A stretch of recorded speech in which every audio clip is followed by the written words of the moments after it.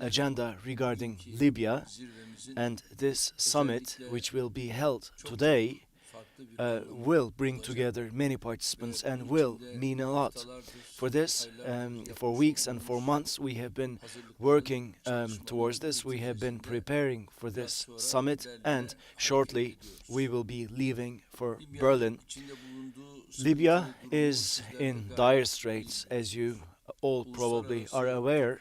The international community and the United Nations recognizes the legitimate government, and since April 2019 they have been under intense attacks.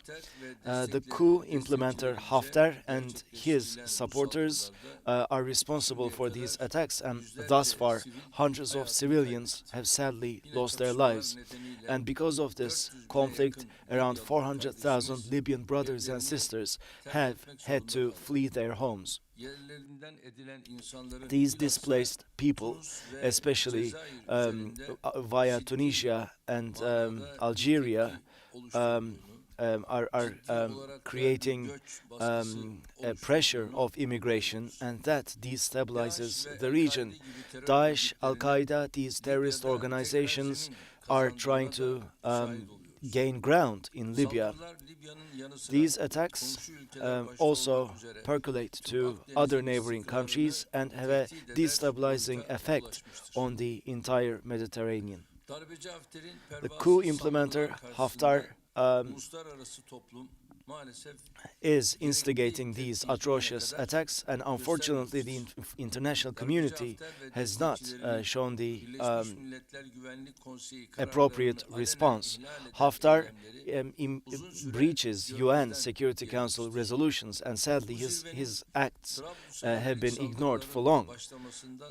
This summit takes place 9 months after attacks first started on Tripoli, and as you know, for the last 4 months we have been working a lot for such a summit to take place. And as Turkey, since the very first day when the crisis started, we have always been principled and consistent in our stance. We believe that political dialogue is key for a lasting solution in Libya, and we have emphasized this important fact at many different platforms. We have contributed to the efforts of the UN to bring about a resolution, and we have done our best for the Berlin process to succeed. And also, we have done our best to be in dialogue with the Government of National Accord, the GNA, and with the legitimate Libyan government. At the end of 2019, we signed 2 MOUs, and with these we fortified our cooperation even further. Dear friends, Turkey out there on the ground and in terms of diplomacy has been exercising efforts to bring peace to Libya, and as such Turkey has been a key player in this conflict. On the 8th of January, with Mr. Putin here in Istanbul, we called for a ceasefire to take place, which succeeded. These efforts have paved the way for the Berlin summit to take place, I believe. The coup implementer Haftar and his supporters' belligerence have subsided in large part thanks to Turkey's efforts. With these steps, Turkey is guaranteeing its rights in the Mediterranean, as well as contributing to the future of Libya. We believe that the Berlin summit will go a long way in terms of achieving peace and stability. The ceasefire and hopes flourishing thanks to the Berlin summit will put a stamp on the desires of those who want more bloodshed. This summit will give us the opportunity to discuss many topics in greater detail and agree on deliverables. Hopefully, this summit will bring an end to the plight of the Syrian people and hopefully it will be an auspicious occasion for peace in the country. Together with Libya, in the last couple of days, there's another development, which is the current state of affairs in Idlib. Despite the ceasefire, the regime has been committing atrocities against civilians. The day before, at a marketplace, there was an attack, and as a result, many children and women, 19 people in total, fell martyrs. And immigration towards Turkey, immigration flow of Turkey has started again. It is time, we believe, to put an end to the atrocity of the regime. During our talks in Berlin, we will also talk about the Idlib question, and we hope that our talks and our dialogue in Berlin will be auspicious for Libya and for the region as well. And I greet you all once again with my deepest regards. Thank you very much indeed. And if you have any questions, I would be happy to answer them. Thank you.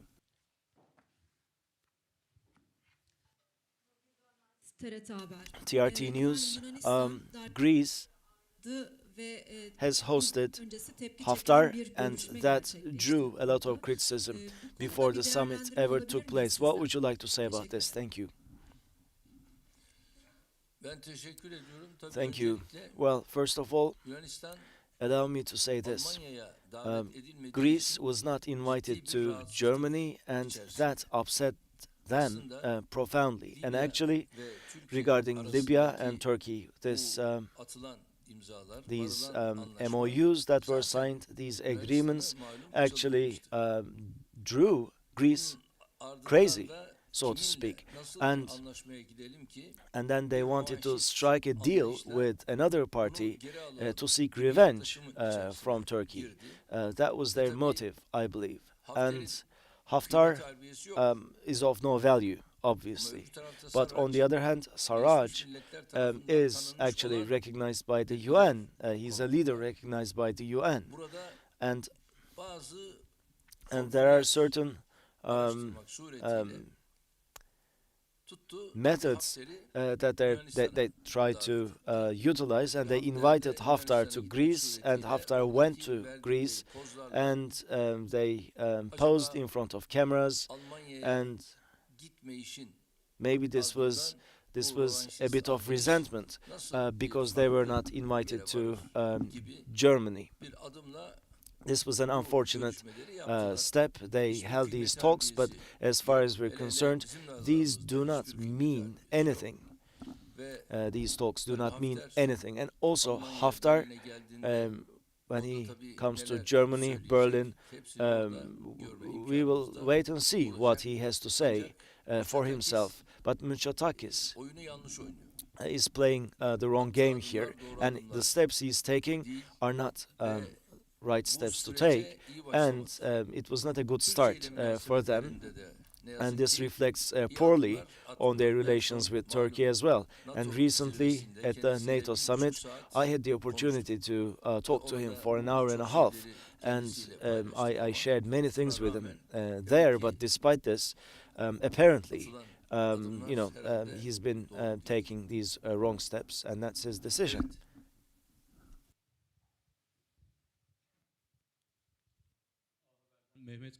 Mehmet Karataş, A News, international news agency Reuters has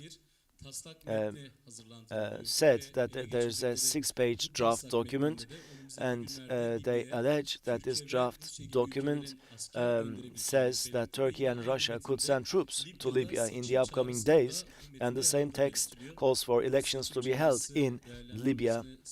What would you like to say about this call for elections? Now, dear friends, there is no such draft that we have in our hands. I had the opportunity to talk to the Minister of Foreign Affairs late last night, and he didn't inform me about any such text. And if that had been the case, I would have been informed, I'm thinking. We are on our way to Berlin, and I don't know if such a draft text will be presented to us, but let's put all of this aside. Without a doubt, the UN, all of this is taking place under the auspices of UN, and of course, um, we should work to make sure that elections, free elections, could take place in Libya sooner than later. That would be a step in the right direction. Obviously, we wouldn't not want that to happen, but this needs to happen in a healthy environment. You can't have free elections under the shadow of armed conflict. Özgür Denizkaya, CNN Turk. Sir, in case that a positive outcome cannot be reached at the summit, what will Turkey's roadmap be? Now, we shouldn't be too hasty, and we shouldn't make presumptions before the summit even takes place. That would be speculation, and that would not be right. First of all, we need to make sure that the summit takes place, and we need to make sure that the final resolution document is prepared, and then we need to see what sort of steps that we will take after that point in time, and we will make the necessary announcements, but let's wait and see how the summit unfolds.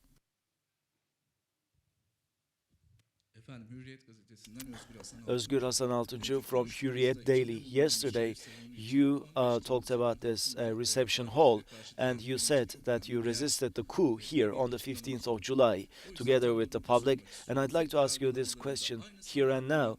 In FETÖ trials, one court gives life imprisonment to one defendant and acquits another. How would you assess this discrepancy? Well, for our judiciary, this is quite saddening for us to see these developments. But what's interesting is this, and I've instructed my colleagues about this. The decision maker or makers might be affiliated with the FETÖ organization, and this goes to show how far things have evolved, and this gives you a very clear plan as to what sort of machinations could be behind all of this. But justice will prevail sooner or later. Now, someone who is being given life imprisonment